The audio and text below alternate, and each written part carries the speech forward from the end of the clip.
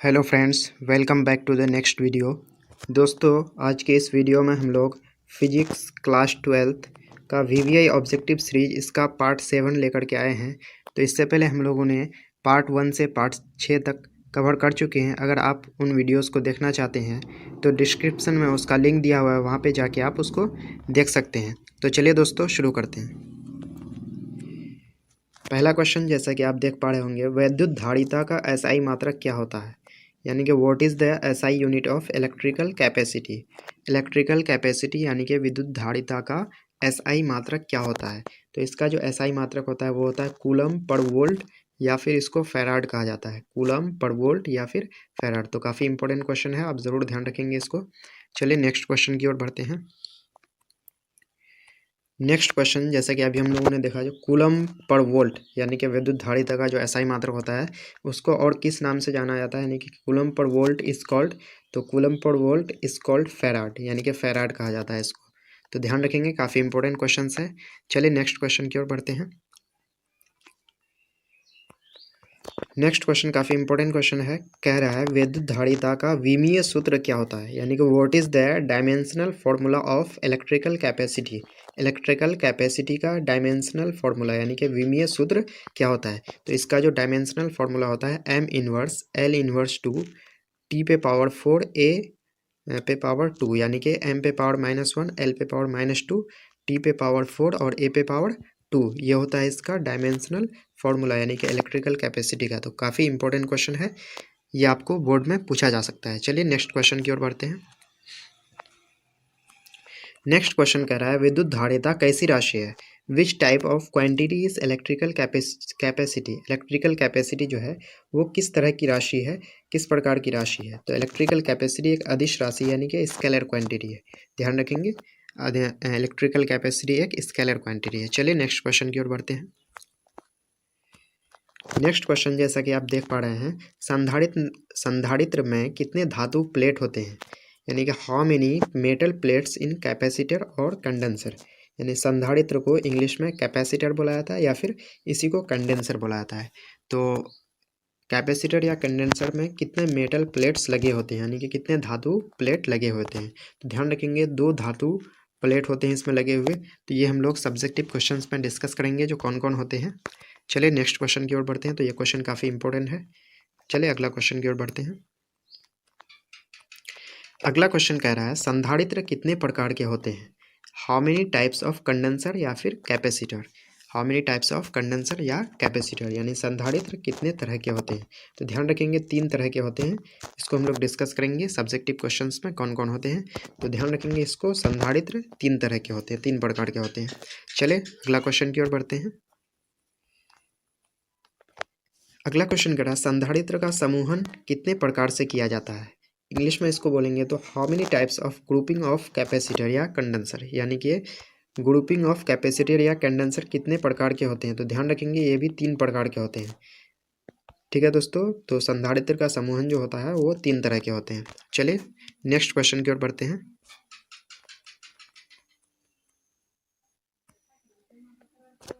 Next question है संधारित्र के श्रेणी क्रम समूहन के समतुल्य धारिता का सूत्र लिखें, यानी कि right the expression of equivalent capacity of series grouping of capacitors, यानी कि कैपेसिटर्स के श्रेणी क्रम समूहन का समतुल्य धारिता क्या होता है। तो ध्यान रखेंगे 1/c equal to 1/c1 plus 1/c2 plus 1/c3। तो काफ़ी इंपॉर्टेंट क्वेश्चन है, ज़रूर ध्यान रखेंगे इसको। चलिए नेक्स्ट क्वेश्चन की ओर बढ़ते हैं। नेक्स्ट क्वेश्चन कर रहा है संधारित्र के समांतर क्रम समूहन के समतुल्य धारिता का व्यंजक लिखें। राइट द एक्सप्रेशन, व्यंजक यानी कि फॉर्मूला ही हुआ, right the expression of equivalent capacity of parallel grouping of capacitor, यानी कि संधारित्र के समांतर क्रम समूहन की समतुल्य धारिता का एक्सप्रेशन लिखें, यानी व्यंजक लिखें। तो इसका जो होता है C equal to C1 plus C2 plus C3। काफ़ी इंपॉर्टेंट क्वेश्चन है, C1 plus C2 plus C3। चलिए नेक्स्ट क्वेश्चन की ओर बढ़ते हैं। नेक्स्ट क्वेश्चन कह रहा है संधारित्र की ऊर्जा का सूत्र लिखें। संधारित्र की ऊर्जा का सूत्र लिखें। Right the formula of energy of capacitor और कंडेंसर। तो होता है half multiply CV square, half multiply CV square होता है कैपेसिटर या कंडेंसर की एनर्जी का फॉर्मूला। तो काफ़ी इंपॉर्टेंट क्वेश्चन है। चलिए नेक्स्ट क्वेश्चन की ओर बढ़ते हैं।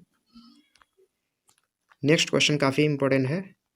जो वॉन डी ग्राफ कौन थे? तो वॉन डी यानी who was Van de Graaff? तो वॉन डी ग्राफ एक साइंटिस्ट थे, यानी कि वैज्ञानिक थे। चलिए नेक्स्ट क्वेश्चन की ओर बढ़ते हैं। नेक्स्ट क्वेश्चन करा वॉन डी ग्राफ जनरेटर का दूसरा नाम क्या है? What is the another name of Van de Graaff generator? Van de Graaff generator का दूसरा नाम है उच्च विभव जनरेटर, जिसको इंग्लिश में बोलेंगे हाई वोल्टेज जनरेटर। तो काफ़ी इंपॉर्टेंट क्वेश्चन है, ज़रूर ध्यान रखेंगे इसको। वॉन डी ग्राफ जनरेटर का दूसरा नाम हाई वोल्टेज जनरेटर या फिर उच्च विभव जनरेटर। चलिए नेक्स्ट क्वेश्चन की ओर बढ़ते हैं। नेक्स्ट क्वेश्चन करा वॉन डी ग्राफ जनरेटर से कितने वोल्ट का विभवांतर उत्पन्न किया जा सकता है? How many volt potential difference can produce by Van de Graaff generator? Van de Graaff generator से कितने विभवांतर का कितने वोल्ट का विभवांतर उत्पन्न किया जा सकता है? तो 10 लाख वोल्ट, यानी कि 10⁻6 वोल्ट। काफ़ी इंपॉर्टेंट क्वेश्चन है, ज़रूर ध्यान रखेंगे इसको। चलिए नेक्स्ट क्वेश्चन की ओर बढ़ते हैं। नेक्स्ट क्वेश्चन करा वॉन डी ग्राफ जनरेटर का उपयोग कहाँ होता है? तो काफ़ी इंपॉर्टेंट क्वेश्चन है। वॉन डी ग्राफ जनरेटर का यानी where is the use of Van de Graaff generator? तो वॉन डी ग्राफ जनरेटर का यूज़ होता है नाभिकीय विखंडन अभिक्रिया में, यानी कि न्यूक्लियर फिजन रिएक्शन में। न्यूक्लियर फिजन रिएक्शन में नाभिकीय विखंडन अभिक्रिया में वॉन डी ग्राफ जनरेटर का यूज़ होता है, उपयोग होता है।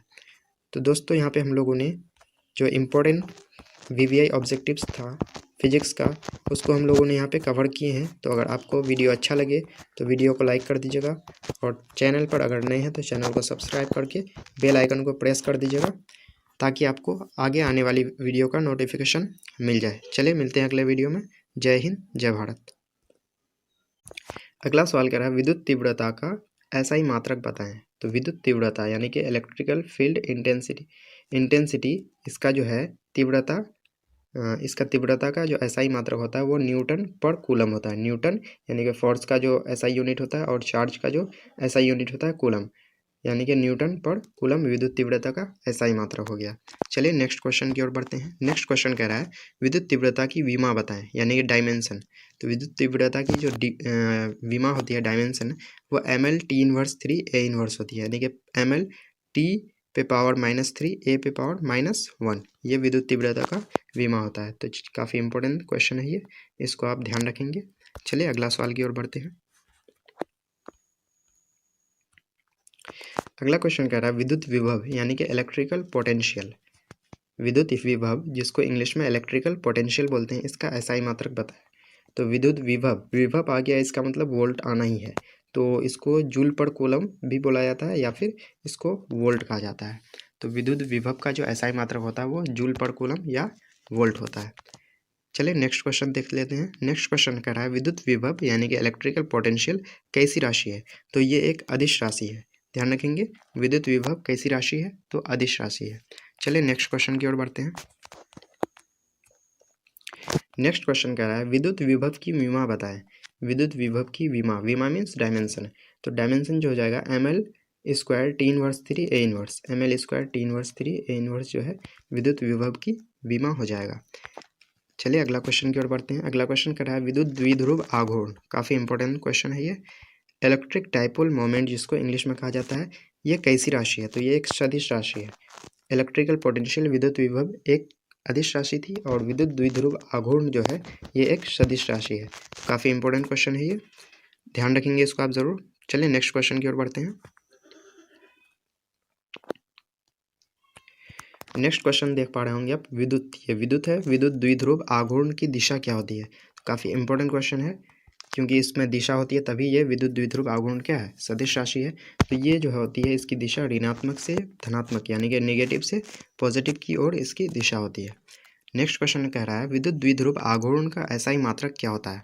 विद्युत द्विध्रुव आघूर्ण का जो है SI मात्रक क्या होता है? तो इसका जो SI मात्रक हो जाता है कूलम मीटर होता है विद्युत द्विध्रुव आघूर्ण का SI मात्रक। तो काफ़ी इंपॉर्टेंट क्वेश्चन है ये।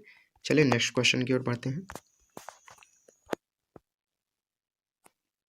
नेक्स्ट क्वेश्चन कह रहा है विद्युत द्विध्रुव आघूर्ण की विमा बताएं। विद्युत द्विध्रुव आघूर्ण की विमा, तो विमा जो हो जाता है m0LTA, या फिर इसको LTA भी बोल सकते हैं, या फिर m0LTA। तो काफ़ी इंपॉर्टेंट क्वेश्चन है ये भी, इसको आप ज़रूर ध्यान रखेंगे। चलिए अगला क्वेश्चन की ओर बढ़ते हैं। अगला क्वेश्चन भी काफ़ी इंपॉर्टेंट क्वेश्चन है, अगला क्वेश्चन कर रहा है किसी, ये किसी है, किसी समविभवीय सतह यानी कि एक्वी पोटेंशियल सरफेस, जिस सरफेस का पोटेंशियल सेम हो यानी कि समान हो, कि किसी बिंदु पर विद्युत तीव्रता होती है, यानी कि किसी समविभवीय सतह के किसी बिंदु पर विद्युत तीव्रता कैसी होती, क्या होती है, तो लंबवत होती है, यानी कि वहाँ पे परपेंडिकुलर होती है विद्युत तीव्रता। तो काफ़ी इंपॉर्टेंट क्वेश्चन है ये। चलिए नेक्स्ट क्वेश्चन की ओर बढ़ते हैं। नेक्स्ट क्वेश्चन करा है विद्युत बल रेखाएं यानी कि इलेक्ट्रिक फील्ड लाइंस कैसी विद्युत क्षेत्र को दर्शाता है, तो ये वास्तविक विद्युत क्षेत्र को दर्शाता है, जबकि विद्युत बल रेखाएं एक काल्पनिक रेखाएं होती है, लेकिन ये वास्तविक विद्युत क्षेत्र को दर्शाती है। काफ़ी इंपॉर्टेंट क्वेश्चन है ये। नेक्स्ट क्वेश्चन है विद्युत बल रेखाएं सतह पर हमेशा होती है, विद्युत बल रेखाएं सतह पर जो है हमेशा लंबवत होती है, यानी कि परपेंडिकुलर होती है। चलिए नेक्स्ट क्वेश्चन की ओर बढ़ लेते हैं। नेक्स्ट क्वेश्चन कह रहा है दो विद्युत बल रेखाएं कभी भी एक दूसरे को काटती है, दो विद्युत बल रेखाएं कभी भी एक दूसरे को नहीं काटती है, ध्यान रखेंगे, दो विद्युत बल रेखा जो है कभी भी एक दूसरे को नहीं काटेगी। चलिए नेक्स्ट क्वेश्चन की ओर बढ़ लेते हैं। नेक्स्ट क्वेश्चन कह रहा है स्थिर विद्युत बल और गुरुत्वाकर्षण बल यानी कि इलेक्ट्रोस्टैटिक फोर्स और ग्रेविटेशनल फोर्स में कौन अधिक स्ट्रॉन्ग है, यानी कौन ज़्यादा मजबूत है। तो स्थिर विद्युत बल जो है ये ज़्यादा मजबूत होता है गुरुत्वाकर्षण बल की तुलना में। स्थिर विद्युत बल जो है वो ज़्यादा मजबूत होता है, स्ट्रॉन्ग होता है।